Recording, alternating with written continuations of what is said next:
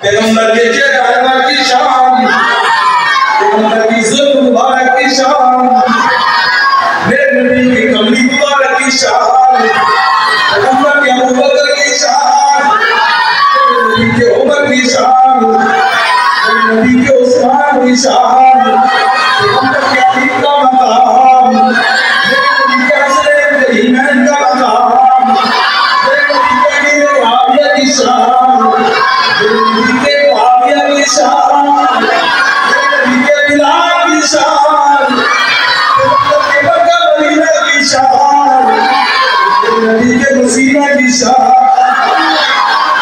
نہیں اب یہاں کا زور نہیں بنا تو میں یوں کہا کرتا ہوں نا، رب العالمین نے فرمایا میرے نبی محمد مصطفیٰ چہرہ کھول کے بیٹھے گا، میں قرآن کے اندر وضعہ کرنے کا بتا کر دوں گا.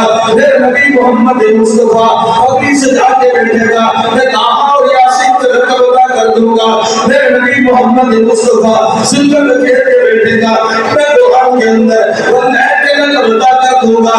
میرے نبی محمد مصطفیٰ جو سینہ کھول کے بیٹھے گا، یہ علم نشرہ لکھ صدرہ آگے لکھ بتا کر دوں گا. میرے نبی محمد مصطفیٰ زمین والی چادر پہن کے بیٹھے گا، میں قرآن کے اندر یا آجل مسلم کے لکھ بتا کر دوں گا.